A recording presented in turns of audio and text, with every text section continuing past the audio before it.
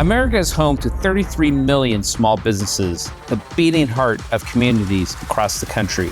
And proof that the American dream is still alive. This is a show about those dreamers and doers and the communities they serve. Their real life stories. Their struggles and successes. Their grit, determination, and passion. And the people who fight to keep their American dream alive. I'm Alfredo Ortiz. I'm Elaine Parker. And it's time for another episode of Main Street Matters, America's small business megaphone. I'm Elaine Parker, the president of the Job Creators Network Foundation, and today we're joined by Bill Walton. Bill has been called America's Common Sense CEO. He's host of the Bill Walton Show, and he also served on the action and landing teams for Donald Trump's 2016 presidential transition team. Bill, welcome to the show. Hey, great to have me on. Thank you so much. Well, I just want to start out with, tell us about serving on the transition team and what you were doing there in 2016. Oh, do I have stories? In the first place, I worked for Trump 1.0, and we're looking at a very, very different Donald Trump in version 2.0, 45 versus 47.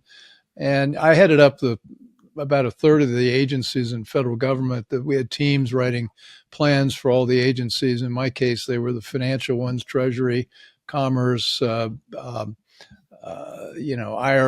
The list goes on and on. Even the alphabet soup agencies, SEC and FCC, and those groups.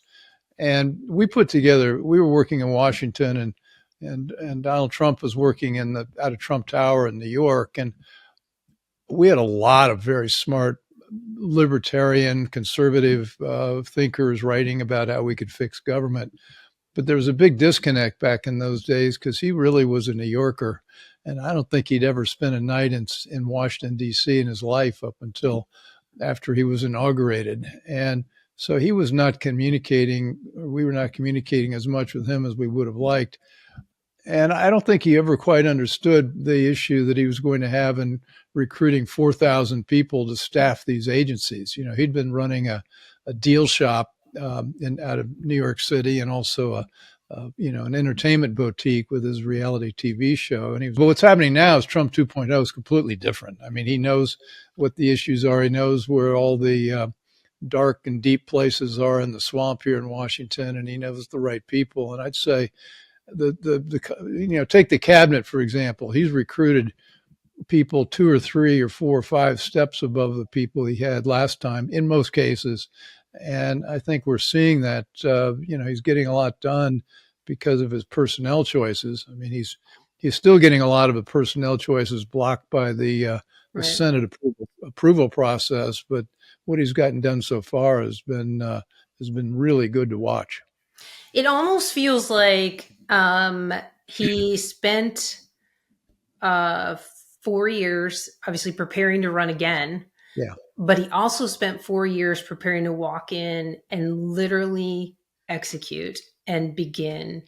And this is a guy who came in much smarter politically. I mean, as smart as he is, but much smarter politically on how DC and how DC runs. And you just can see the difference, and so much more disciplined. I mean, look, nobody's perfect, but so much more discipline. Well, yeah, you said it exactly right. I mean, I will take the words out of your mouth. I mean, he is prepared to govern this time, and you can see it. I mean, what he's done in the first now it's almost 3 months on the job is he's launched an aggressive initiative almost all across the board, from initially closing the border and taking the actions there. One of the big issues here in town has been the corrosive effect of diversity, equity, and inclusion, and the way the Biden administration required identity politics in every single agency, and it really shut down the recruiting and the talent process in town. And I think really it's one of those hidden things where the personnel choices were really hurting the government, but you couldn't really put your finger on it. Well, he got rid of that right away. So and he would not have known to do that had he not already been in the job and seen what was happening, and had he not seen, the effect of the Biden executive orders on what he did. And so I think we really got the benefit of his 4 years in the wilderness, because it's made him a lot smarter. But when I say he's disciplined too, I think that goes to, I mean, just for example, the very public, kind of argument with Elon Musk. I feel like that was that's not the response we would have gotten in Trump 1.0 as far as how he handled that. And I think he was super disciplined based on how public it was, how much the Democrats loved watching that fight. I mean, never thought I would see people love Elon again, but suddenly they loved him. He was the greatest thing since sliced bread. Well, yeah, I think his discipline in handling Elon was exactly. I think you're right. Exactly.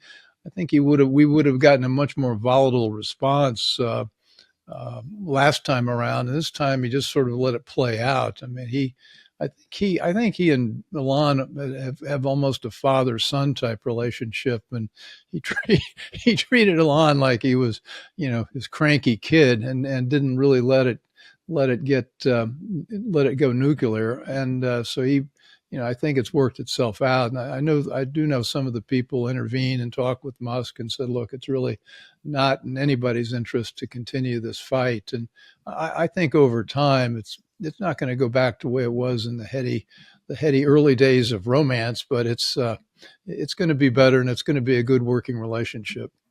I feel like, and I'm an Elon. When I say this, I'm an Elon fan. I mean, I think me too. I think he's our modern day. I think he's our real life Tony Stark. I mean, he just is. I mean, he's just so smart. But I almost wonder if Trump didn't see a lot of himself in Elon in his first term, in not knowing how Washington works. And that maybe Elon had to sort of come to Jesus and understand how much you can actually get done, and that there's a process, and you can't just come in like a corporation, like he did with Twitter, and cut 70% of the people and have no blowback on that. I mean, look at what's happening. Everything he's doing, I agree with. Everything he was doing with Doge, I agree with.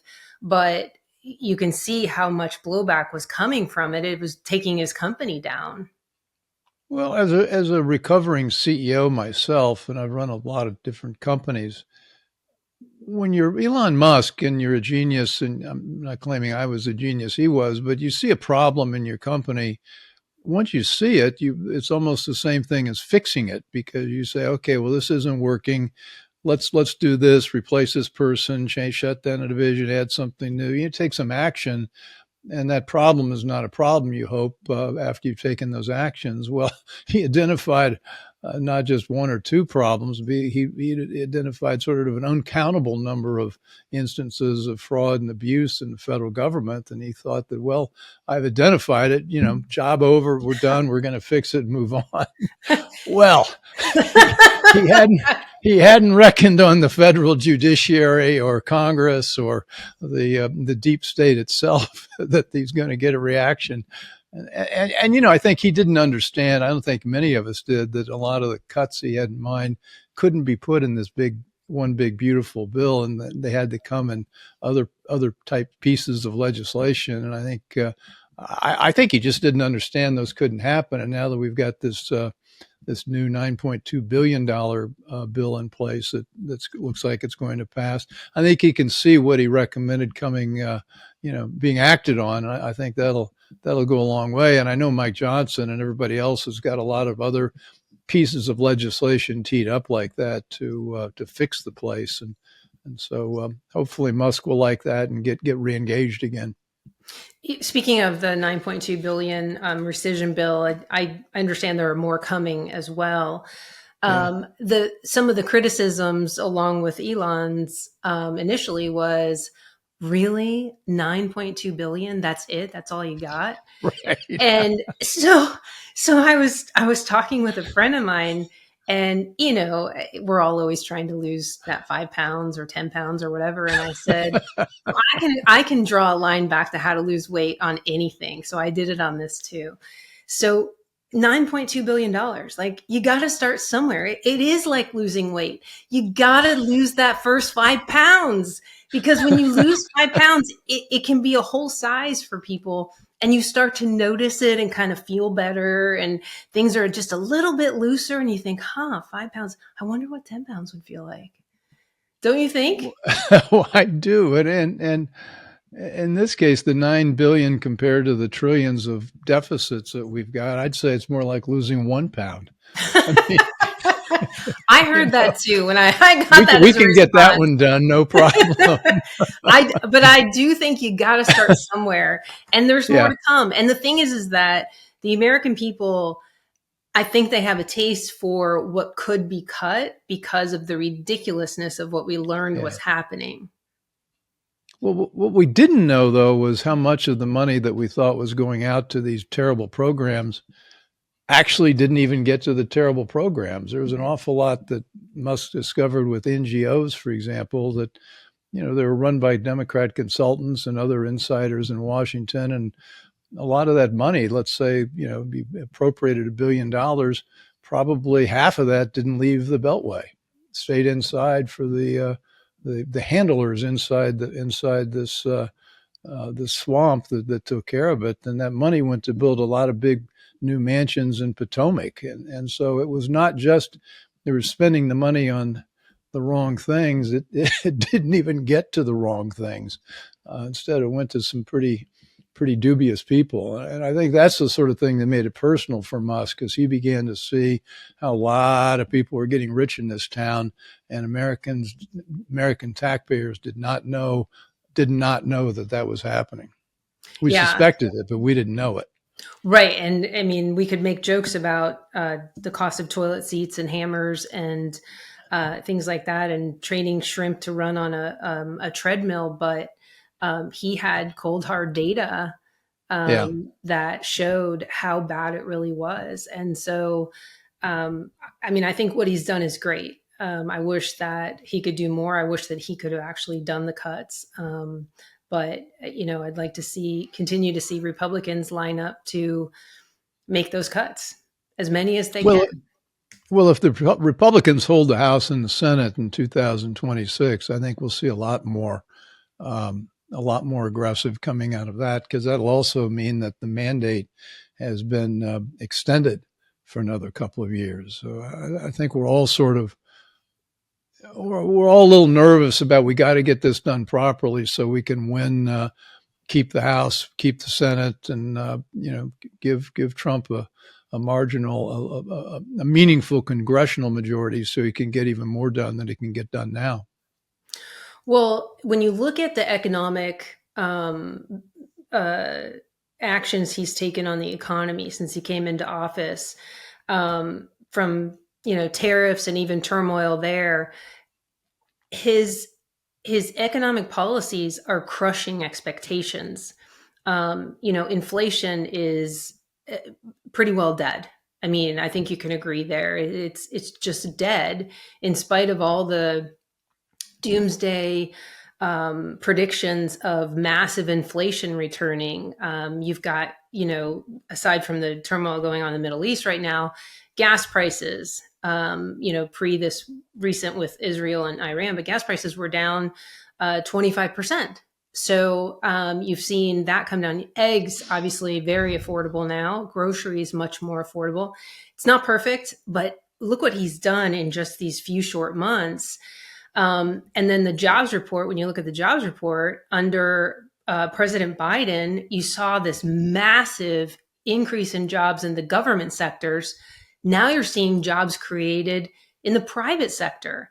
For the last 3 months, first of all, he's beat expectations on jobs, but they're occurring in the private sector, the majority of them.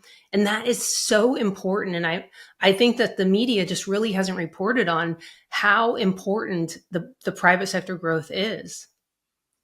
Well, the media will not report on that.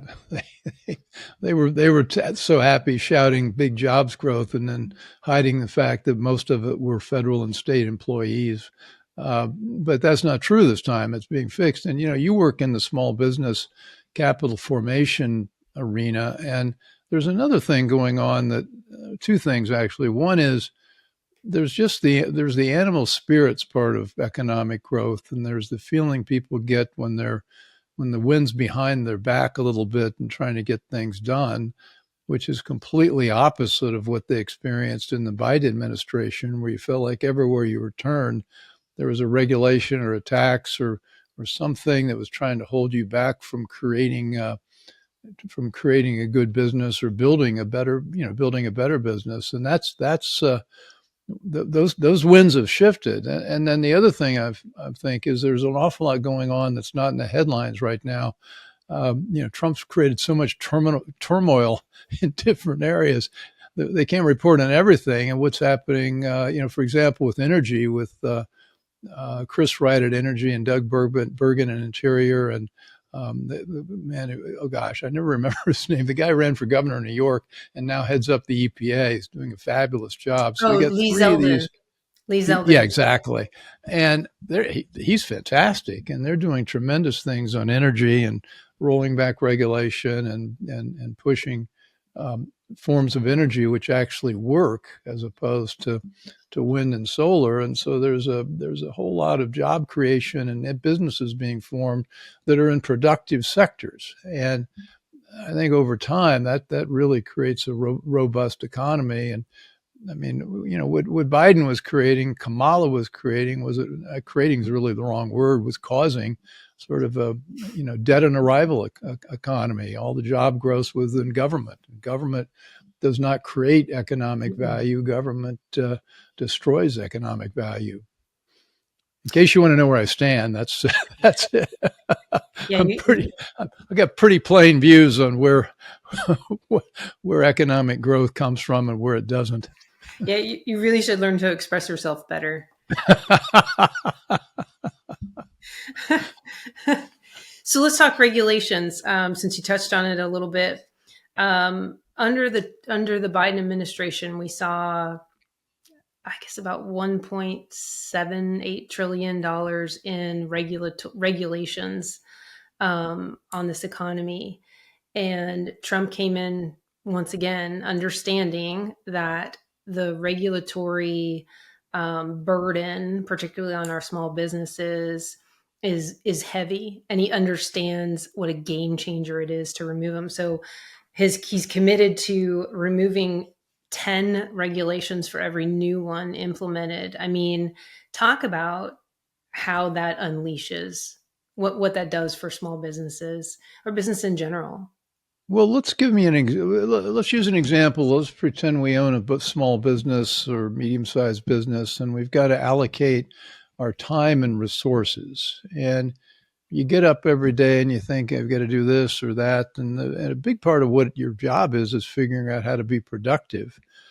But if you've gotten instructions from a federal agency that you've got to work on this form, or you've got to, hire this type person, or you've got to limit your construction activities to such and such because you're violating some code by not doing it differently, even though that's the wrong way to do it. There's just so many impediments that you can spend half your day, 2/3 your day, it seems like, complying with government regulations, and you're not thinking about customers, you're not thinking about product, you're not thinking about productivity and making things better. So it's just simple things like what entrepreneurs get to spend their time on that when you pull back that regulatory burden, you're free to create. You're free to think about hiring great people and motivating them. And it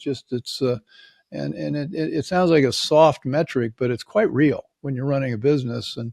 And I've had some experience in that area, and you remember that last scene in I can't remember, Indiana Jones and the Raiders of the Lost Ark, and they were looking for the covenant of the Ark, and they finally found it, and then the camera, and somehow the bureaucrats got a hold of the Ark, and they were wondering what happened to it. And then the last scene of the movie is of this federal warehouse with a camera up above it, pulling back, looking at hundreds and then thousands and then hundreds of thousands of crates of stuff that the government has gotten collected.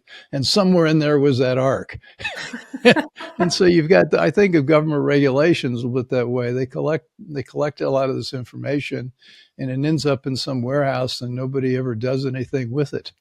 And so he's changing that. So we're on the right foot, and that's a very good thing. I agree. I agree. So the one big beautiful bill, Senate text came out today. What are your thoughts on it? I haven't seen the Senate draft. They've got it. They put it out there finally. That we're well. I'll give you the cliff notes then. Yeah, please. So there's a lot of good things and there's a lot of wins for Main Street in what they've done. They are sticking with a 20% small business pass through, and they're bringing back 100% immediate expensing, but they're both permanent, which is significantly different from the House bill because the House couldn't make that 100% expensing permanent. It was only for 5 years. That's huge. And I just think that's huge. I want both. I want 23% small business tax deduction and 100% immediate expensing permanently. So I'm going to continue asking for the sun, the moon, and the stars, and hopefully I get something in the middle. No tax on tips, no tax on overtime. That's all in there. I think what I've heard about the SALT deduction, which I know was a big sticking point for the House with those New York representatives, is that they kept it at the 10,000, knowing that they're probably going to have to do some negotiations with the House in the final bill. So we'll probably end up somewhere higher than 10,000, but not quite at 40,000. I know some of that's a tough pill for folks to swallow. They don't like that SALT deduction. Of course, the standard deduction, all of those things are there. Doubling the standard deduction, all of those things are there. So, well, I mean, I do think we're going to get there. I think we're going to get there with a bill. That's my thought. Well, the SALT, the state and local tax deduction, is a real gift to the red or to the blue states: Illinois, Wisconsin, New York, California, Connecticut. I mean, the states tax, their tax rates are 10-12%, and you got to deduct that on your federal taxes, and so it wasn't nearly as painful as it would have been with a $10,000 a year cap. But on the other hand, we've got to get the tax cuts extended and hopefully make those permanent. The pulling back on the tax credits and the goodies for wind, solar, and battery deductions. I think it's almost $1 trillion. Getting rid of that will be terrific. Those are things like Medicaid. We've got 5 or 6 million young men on Medicaid, and they should be in the workforce. And we're changing it so we can encourage them to do just that. So there's so many things in there that are good. That something like SALT, I guess. I so agree with you, but I guess we're just going to have to sort of say, okay, well, in order to get all this other stuff, to pick up a few of those few extra votes in those blue states where they can say to their constituents that they got the state and local tax deduction. I think we can give them that win if we get all the other stuff. Yeah, I agree. I'm not somebody who will let the perfect be the enemy of the good, and know the consequences are $4 trillion in new taxes, which this recovering economy just can't take. So you don't need that. Yeah, exactly. So I mean, I really do think we're gonna see a bill. I'm not sure we'll see it by July 4th, but I sure am hopeful. Well, he's a little busy now. They're all a little busy. I mean, we've got this little thing going on in the Middle East with Israel and Iran, and he's still negotiating ferociously with some of the countries over the tariffs and the trade arrangements he wants to put in place. And so he's got he's got an agenda. It's striking. He takes on all these things that most other presidents would say, well, this is really big. We need to do this one at a time. And he instead says, well, there are 15 things. They're really big. Let's do them all at once. Right. Okay. It is pretty amazing what they can do. The media does have trouble keeping up with him. I can't keep up with it. No, yeah, it's hard to keep up with how much is happening and how often, and just to watch the media try to cover it in any meaningful way. There's probably a strategy around that, but it's quite entertaining to watch, particularly in light of the last administration, where you saw them sort of call the lid at 4:00 every day, and how the media never batted an eye about it. They never said anything. I will admit to reading Jake Tapper's book right now. Oh no. On the original sin. I had to know because I've been exposed to parents and grandparents with dementia, and so I always said it was in the eyes, right? It's in, you can see it in the eyes because they are fishing for words. It's that deer in the headlights, and he had it for so long. And I never commented on it publicly. I got asked all the time by the media when I was doing interviews. I never commented on it because it was personal for me, because I know how painful it is for a family to see that.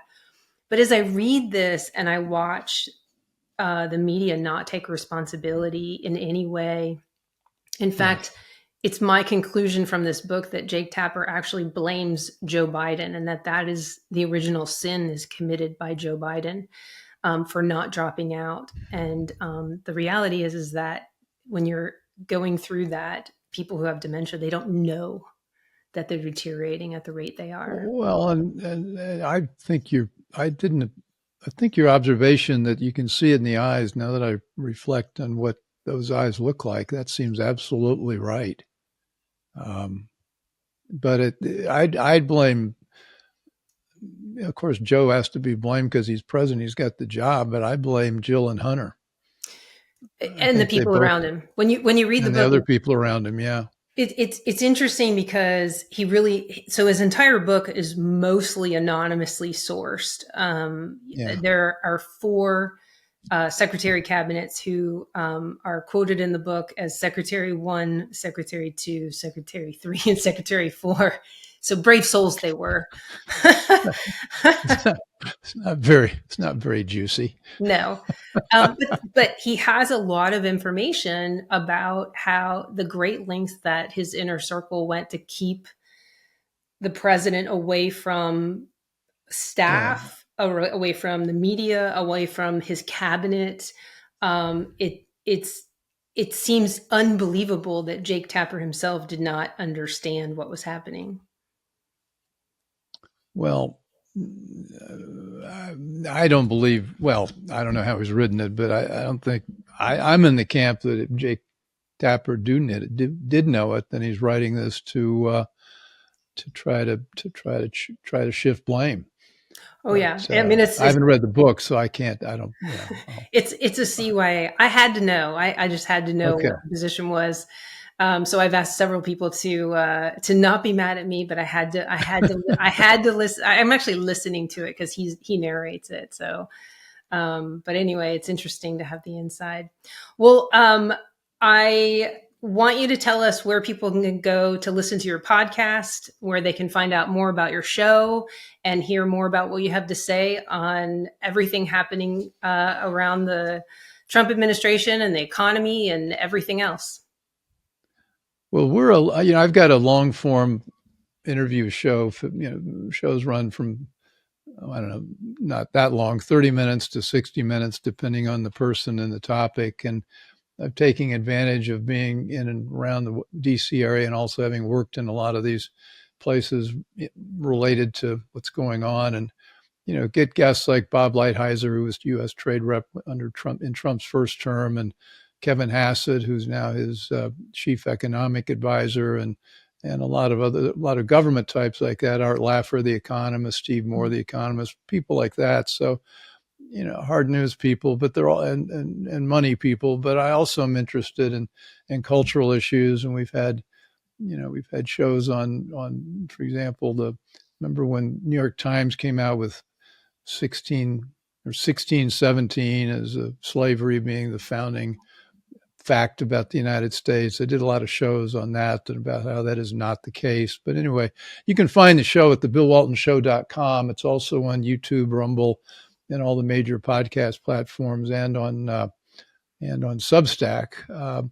When you jump onto the website, you'll see a label that says I've decided to take some time off to write a book. And I put that up about a month and a half ago. And now, having started into that project, I think I'm going to start doing the show again. Writing a book is quite a project. I've gained new admiration for those people who have actually pulled off writing books and writing good books. So we'll see. But a lot of my material on the website, we've got almost 300 shows. They're all pretty much evergreen topics, and so there's a lot to learn. Taking deep dives with some of the people we have on as guests. Well, great. And I agree with you in the idea of writing a book. If you're anything like me, I think I've developed adult ADD, and I think you really need some intense quiet. I think you have to go up into the mountains alone to write a book at this point and escape all of the social media and the news and all of that and focus. And if you can't do that, it's probably near impossible to write a book these days. Yes, I'm right there with you. Having spent a couple of days this week sort of staring at the computer, I'd rather be talking with you by a wide margin. Well, you are welcome to come back anytime. I knew this was going to be a fun conversation. Thank you so much for taking the time to join us on Main Street Matters, America's small business megaphone.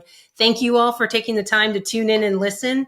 Main Street Matters is part of the Salem Podcast Network. New episodes debut every Wednesday and Friday. You can subscribe to the show at salempodcastnetwork.com or wherever you get your podcast from. And we'll be back soon with another episode. Bye for now.